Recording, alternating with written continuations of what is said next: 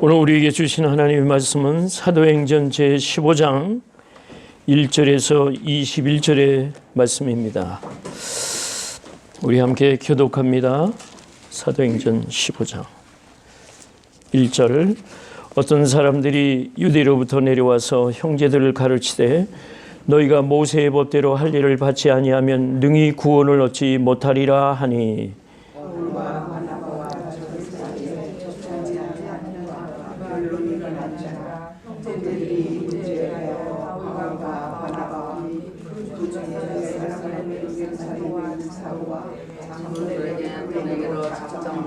저희가 교회의 전송을 받고 베니게와 사마리아로 다녀가며 이방인들의 주께 돌아온 일을 말하여 형제들을 다 크게 기뻐하게 하더라.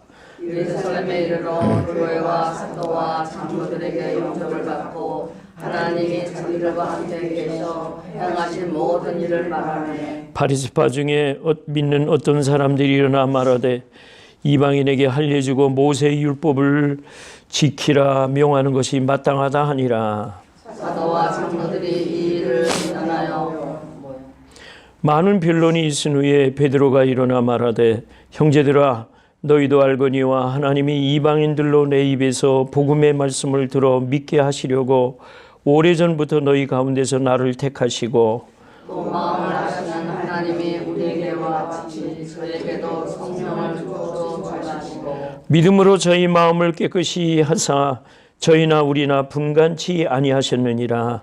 그런데 지금 너희가 어찌하여 하나님을 시험하여 우리 조상과 우리도 능히 매지 못하던 길을 제자들의 목에 두렸느냐. 우리가 저희와 동일하게 주 예수의 은혜로 구원받는 줄을 믿노라 하니라. 우리가 가만히 있어 바나바와 바울이 하나님이 자기로 말미암아 이방인 중에서 행하시는 표적과 제사를 행하는 것을 듣더니 말을 마침에 야고보가 대답하여 가로되 형제들아 내 말을 들으라.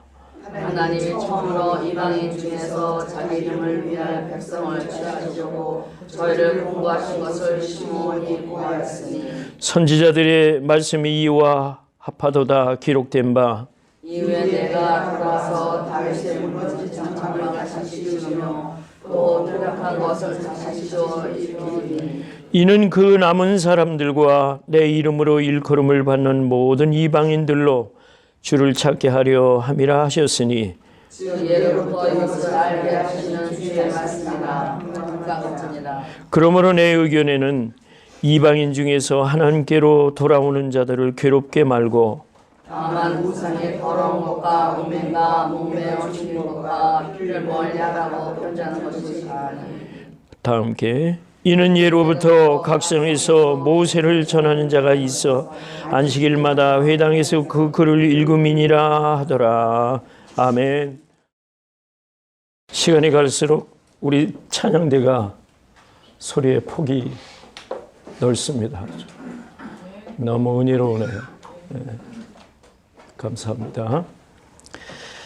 이 성경에서는 하나님께서 우리 사람을 긍휼히 여기셔서 우리 하나님이 하실 일은 뭐냐면은 죄악된 세상 가운데 죄인의 모습에서 구원을 받고 하나님의 백성이 되어 영영한 영생의 길로 가게 하시는 것이 하나님의 여러분을 향하신 뜻입니다. 그래서 요한복음 1장 12, 13절을 보면은 영접하는 자 곧 그 이름을 믿는 자들에게는 하나님의 자녀가 되는 권세를 주셨으니 이는 혈통으로나 육정으로나 사람의 뜻으로 되지 아니하고 오직 하나님의 뜻에서 나왔다고 했습니다. 사랑하는 여러분들은 하나님이 부르신 줄로 믿습니다. 그리고 또 요한복음 15장 16절에 가면 자주 인용하는 말씀이지만은 너희가 나를 택한 것이 아니고 내가 너희를 택하여 불러 세웠나니 이는 너희로 가서 열매를 맺게 하려 함이라. 여러분 오늘 새벽에 내가 책을 읽는데 그런 비유가 하도 좋아서 여러분의 이 비유를 구원받은 것에 대해서 이야기를 하겠습니다. 하나님과 우리 관계를. 벚꽃에 참 꽃이 예쁘잖아요. 그죠? 근데 여러분 벚꽃까지만 생각하지 그 벚꽃 다음에 나오는 참 맛있는 열매는 우리가 잘 생각을 안 해요. 우리가 구원받는다는 그런 원리를 보면은 그런 것 같아요. 하나님은 여러분을 구원하셔서 꽃과 같이 그렇게 성령이 충만하고 그저 충만한 생활로 기쁘다. 그런데 하나님이 정말로 원하시는 것은 그 꽃 같은 세상이 아니라 열매를 구하신다는 거예요. 여러분에게 열매를 구하신다는 거예요. 그래서 벚꽃같이 아름다운 꽃이 한때가 있고 그 꽃 다음에 오는 벚지라고 그러나 그 열매가 맛있잖아요. 그 열매까지도 생각을 하라는 거예요. 우리 예수 믿는 사람들. 그래서 하나님은 여러분에게 열매를 주시면서 열매를 하나님이 구하신다는 거예요. 그래서 그 다음 절에 요한복음 1장 13절 이후에 쭉 보면 14절 이후에 보면은 예수 그리스도께서 은혜 가운데서 우리를 구원해 주셨다. 그 말씀으로 나오는 겁니다. 그럼 사랑하는 여러분들은 하나님의 믿음의 궤도 안에서 여러분 정상으로 지금 생활하고 계신 것을 여러분에게 축복으로 축원합니다. 하나님께서 여러분을 사랑하시는 겁니다. 그게. 그래서 오늘 본문에 보면은 구원의 진리의 그러한 원리라는 건 뭐느냐? 그건 하나님이 택하여 주셔서 불러 세워 주셔서 다른 성경에 보니까 여러분을 불러 주셔서 생명책에 여러분을 기록하시고 일생 동안 여러분들이 살아가시는 것을 하나님이 천사를 시켜서 꼼꼼하게 다 기록해 두신다는 거예요. 나는 오늘 그 한 절을 보면서 전율이 확 일어났습니다. 내가 생명이 있는 동안에 하나님이 이 땅을 보내셨는데 나는 내가 사역자로서 정말로 하나님 앞에 주님이 주인이 원하시는 대로 사역을 소명을 다하고 있는가 반성이 되더라고요. 그러면서 여러분에게 구원의 생명록을 가운데서 여러분을 생명책에 기록하시고 여러분의 일생의 행위를 다 꼼꼼히 그때마다 하나님은 기록해 두신다는 거예요. 그 여러분이 우리가 이 땅에서의 생명을 다한 후에 천국에 간 다음에는 하나님이 그 생명책을 열어놓고 너 왔냐 이 세상 중에 고생 많았지 욥기 5장에 보니까 인생은 고난을 위하여 났나니 불티가 위로 나름 같다 그랬어요. 고난 없는 사람이 없는 거예요. 고난 중에서 네가 구원을 받은 사람으로 어떻게 살아왔느니 네가 한 일이 이 땅 위에서 상급이 뭐냐 도대체 무슨 일을 하다 왔냐 그걸 다 기록하시면서 주님이 그 생명체를 푸신다는 거예요. 교황에 우리가 하늘나라에 가면 영광의 면류관을 쓰고 영화의 면류관을 하나님으로부터 받아야지 간신히 구원받은 하나님의 백성으로 올라간다면 이것 또한 비극인 겁니다. 우리 교회가 작기 때문에 난 인간적으로 솔직히 말씀드려서 마태복음 18장에 있는 대로 예수님이 적은 무리 가운데 역사하신다는 말씀이 그렇게 달콤할 수가 없어요. 그러면서 적은 무리 가운데 역사하시는 예수님이 너희 두세 사람이 모은 곳에 나도 너희와 함께 하느니라 그러셨습니다.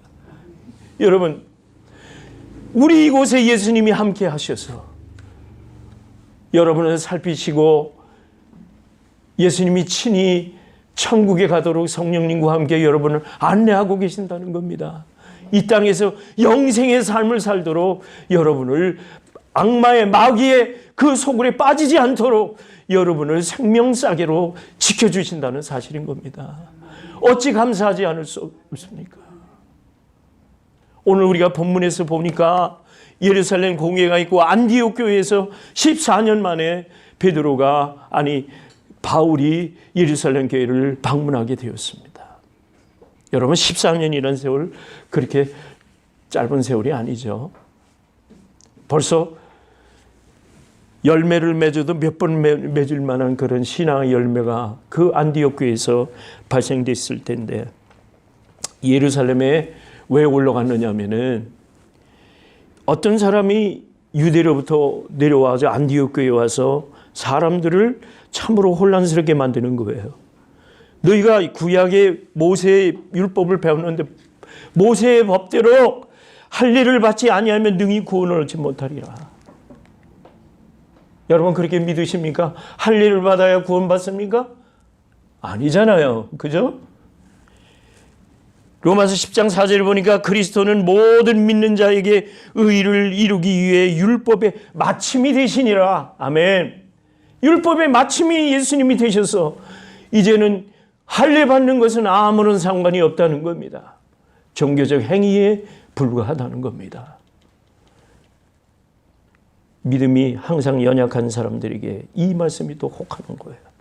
우리는 자꾸 이 신앙생활을 하면서 어떤 생각을 하냐면 내가 더 행위적으로 더 잘해야 이것이 구원받는다고 하는 걸로 자꾸 생각을 해요. 그게 잘못됐다는 얘기는 아니에요. 세상 살면서 모범으로 살아야죠. 행위적으로 선한 일을 하면서 살아야죠. 그러나 그 선한 일이 목적이 돼서는 안 된다는 거예요. 구원받는 거하고는 상관이 없다는 얘기예요. 그런데 사람들이 심리적으로 착하고 또 율법이 정한 대로 그대로 따라서 해야 내가 구원을 받는다고 하는 그런 플러스 알파에서 자꾸 신앙생활에서 이런 쓸데없는 것들을 덧붙인다는 거예요. 그래서 성경을 읽어야 되는 거예요. 그래서 우리 성경적 삶을 뭐라면 통전적인 성경을 읽어라 그런 얘기를 해요. 창세기 1장부터 계시록 마지막까지 쭉 훑어보면은 하나님의 법도와 하나님의 교리를 발견하는 거예요. 이거는 옛날 교리를 가지고 신앙생활을 이제 하는 사람들에 대한 오늘의 모범의 예입니다. 그래서 바울과 바나바 한 팀이 되어 유대에서부터 온 사람들 이 구원을 받는 일에 대해서 할례를 받아야 된다고 하는 무리들과 다툼과 변론이 심하게 일어났습니다. 당연히 그러하겠죠. 바울과 바나바가 이거는 아니다. 율법의 예수님으로 인하여 마침이 되셨다고 성경에는 밝히지 않았느냐. 분명히 이 말씀을 가지고 서로 변론이 일어난 거예요. 그래서 교회에서 이건 안 되겠다 해가지고 교회에 회의를 했습니다. 회의를 해서 우리가 예루살렘 교회에다가 우리가 사람을 대표단을 파견해가지고 예루살렘 교회하고 가서 회합을 좀 해야 되겠다. 그래서 그 내용인 겁니다. 이 얘기가. 그래서 누가 가기로 했느냐면 몇몇 사람이 있는데 바울과 바나바가 가게 됩니다. 14년 만에 이제 가는 거예요. 교회의 전송을 받고 베니게 사마리아로 다녀가면서 이방인들이 주께 돌아오는 것을 크게 기뻐하면서 복음을 전하면서 며칠을 두고 올라간 겁니다. 지금처럼 차를 타고 금방 간 게 아니라 걸어서 도보로 가면서 가는 곳마다 복음을 전하면서 이제 올라가게 되는 겁니다. 예루살렘 교회에 이르러서 영접을 받았습니다. 그런데 이 보고회를 했더니 믿음 가운데서 바리새파가 하나 있었어요. 이 바리새파가 어떤 사람이 일어나서 말하되 이방인들에게도 복음을 전한 것을 기쁘게 보고를 했더니 또 이렇게 나타나는 거예요. 이방인에게도 할례를 주고 모세의 율법을 지키라고 명령하는 것이 마땅하다. 예수 믿는이라고 해서 다 예수 믿는 사람이 아니에요. 말씀 가운데서 똑바로 가능한 신앙 가운데서 성경의 지식을 가지고 바른 신앙생활하는 사람이 바른 사람인 거예요. 이 바리새파 중에 어떤 사람이 그 관행을 버리지 못하는 거예요. 그게 심한 곳이 고린도 교회였어요. 그래서 바울이 그랬죠. 제사 드리는 제물에 대해서 나누어서 제사가 끝난다 왜 그 음식을 먹는 것이 마땅하느냐 안 하느냐 이것도 신앙 안에서 서로 토론을 벌였어요. 바울이 대답합니다. 나는 먹는 것이 하나도 이상하지 않다고 여긴다. 그러나 믿음이 없는 자들을 위해서 내가 이 일을 절제를 하노라 그렇게 얘기를 했습니다. 덕을 세우기 위해서. 바울은 덕을 세우기 위해서지 신앙 안에서 그것으로 얽매이고 신앙 안에서 그것이 걸림돌이 돼서 바울이 처신한 게 아니라는 거예요. 오늘 갈라디아 2장 10절에 1절에서 10절에 있는 말씀하고 여기에 연관된 말씀입니다만 우리가 복음을 전하는 일에 있어서는 예수 믿고 구원받으면 그게 신앙인 겁니다. 주님은 그렇게 간단하게 그 법칙을 얘기해 주신 거예요. 너희가 예수가 너희 죄를 위해서 하나님과의 관계를 회복했기 때문에 이때부터는 너희가 믿음을 가지기만 하면 너는 하나님의 자녀다. 그게 법칙이에요. 그게 공식이에요. 그런데 자꾸 믿음 행위에 이 율법적인 걸 갖다 여기다 자꾸 덧붙이려 드는 것이 일반적인 관행이라는 거예요. 이렇게 해서는 안 된다는 거예요. 오늘날도 교회에서는 어떻게 해야 된다, 어떻게 해야 된다. 그런데 어떻게 되어 있습니까? 그리스도 안에서 믿음 안에서 자유를 얻는다고 한다면 최고인 거거든요. 진리가 너희를 자유하게 한다 한다면 그건 또 최고인 거예요.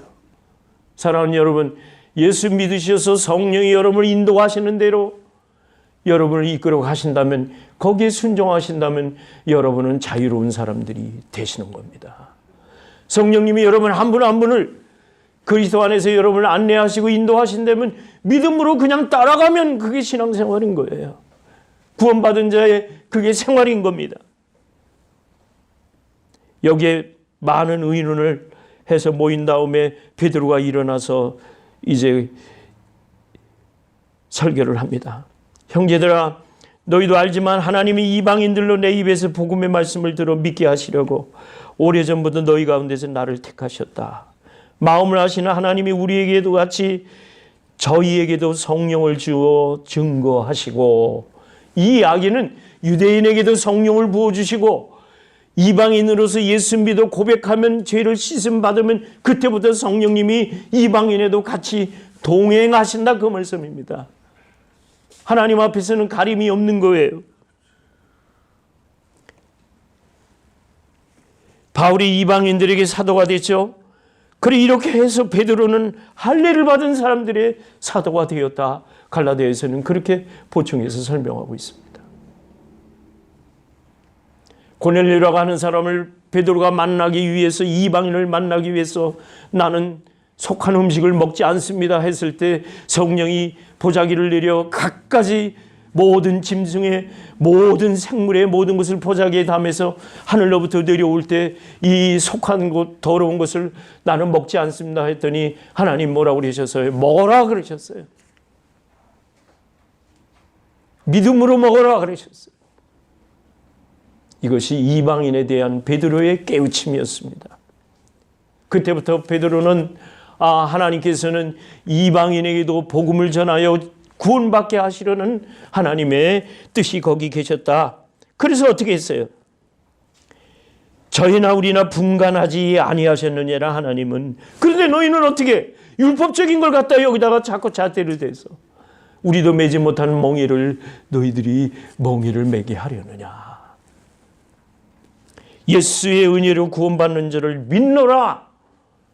예수님의 은혜로 내가 구원받는 것을 믿노라. 에베소 2장에 보니까 하나님의 선물로 우리에게 믿음을 주신 거다. 은혜로 우리에게 주셨다. 그래서 그 선물을 가진 우리들은 오늘 예수님만을 입으로 시인하고 예수를 믿기 시작한다면 그가 바로 구원받은 하나님의 백성이라는 거예요. 이게 구원의 원리라는 거예요. 서로 다른 방법이지만 복음 전파하는 목적은 같았습니다. 교회 안에서 그래서 결국은 일치를 하게 하는 겁니다. 여러분, 율법적인 거는, 그래서 고린도후서 3장에 보면은 이런 구절이 나와요. 모세가 율법을 받을 때 얼굴에 그 광채가 남으로 인하여 그 광채를 위해서 수건을 썼다. 그런데 예수 그리스도가 오심으로 인하여 그 얼굴의 수건을 벗었다. 그 얘기를 했습니다. 그러면 아직도 너희들은 모세의 얼굴에 가지고 있는 그 수건을 가지고 너희들이 논하느냐, 그 얘기예요. 복음을 받아들이면, 예수님을 믿기만 하면 모세 얼굴에 쓰여있는 그 광채를 가리었던 수건이 상관이 없는 이야기가 된다는 겁니다. 오늘은 예수님을 통해서 모든 것이 자유롭고 예수님을 통해서 우리들은 거리낌이 없다고 하는 내용입니다. 여기에 13절에 보면 야고보라는 사람이 이제 말을 합니다. 야고보는 예수님의 동생이거든요. 예수님의 동생이 친히 이야기를 합니다. 아모스 선지자가 얘기한 15절 이하의 이야기를 이제 합니다. 그러면서 하는 이야기가 이제는 구약의 말씀을 인용하면서 하나님이 이방 사람도 받으셨다는 것을 얘기하시는 거예요. 17절을 보니까 그 유대인 중에 남은 사람들과 내 이름으로 일컬음을 받는 모든 이방인들로 주를 찾게 하려 함이라. 이미 아모스 선지자는 이방인들에게도 복음이 간다고 하는 것을, 복음의 길이 열렸다고 하는 것을 예언했던 겁니다. 야고보는 또 얘기합니다.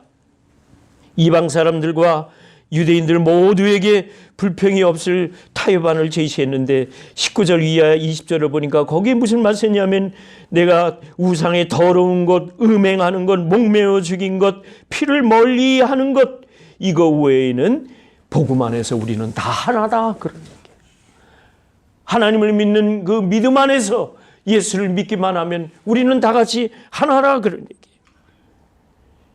주는 영이시니 주의 영이 계신 곳에서는 자유함이 있다. 사랑하는 여러분, 말씀을 정리해 봅니다.